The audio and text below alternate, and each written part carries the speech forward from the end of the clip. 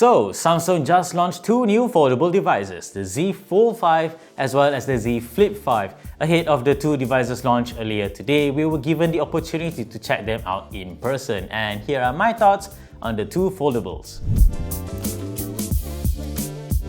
Out of the two devices, the Z Flip 5 is certainly the more interesting one thanks to the larger cover screen. It is now called the Flex window and it's a 3.4-inch panel now, and you can still put like widgets and stuff on the display, but thanks to its larger size, you can even reply to messages with a dedicated keyboard on the screen.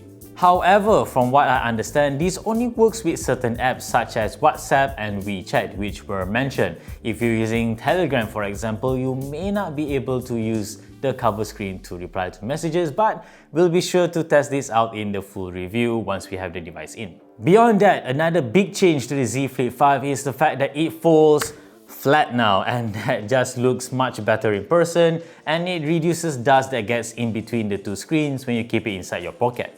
Thanks to the fact that there is no gap now, the Z Flip 5 is also a little bit thinner than its predecessor, so it should be a bit more pocket-friendly. Of course, given that this is a high-end device, the Z Flip 5 is powered by the latest Qualcomm Snapdragon 8 Gen 2 chipset, so rest assured, you will get fast, zippy performance out of this foldable. Beyond these differences, the Z Flip 5 still has pretty similar hardware as its predecessor. These include the same 6.7-inch display with a 120Hz refresh rate, a dual camera system made out of a 12MP primary camera with a 12MP ultra-wide-angle shooter, and the same 3700mAh battery. But thanks to the fact that it uses a new Snapdragon 8 Gen 2 chip, it could provide better battery life than the Z Flip 4. Next, we have the Z Fold 5, which is a little bit more of an incremental upgrade, especially when compared to the Z Flip 5. Just like the Z Flip 5, the Z Fold 5 is also powered by the new Snapdragon 8 Gen 2 chipset. It also has pretty much the same display, but we were told that it is now slightly brighter. Of course, when the device is folded, there is no longer any gap either, hence it is also thinner and ever so slightly lighter than the previous model. And that is pretty much all that is really new with the Z Fold 5, unfortunately enough.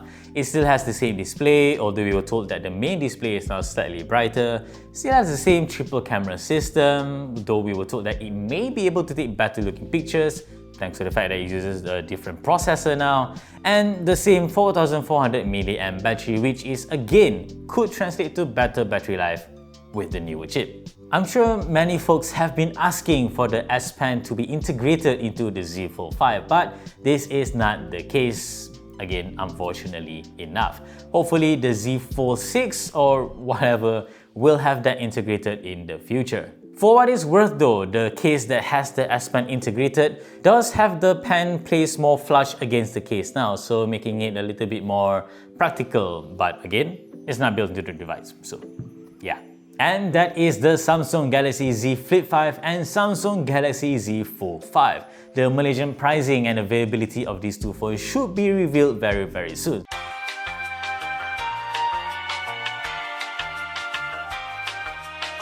As always, like this video if you liked it, subscribe to our channel if you haven't already, and always stay tuned for more good stuff to come here on this channel and nextriff.com.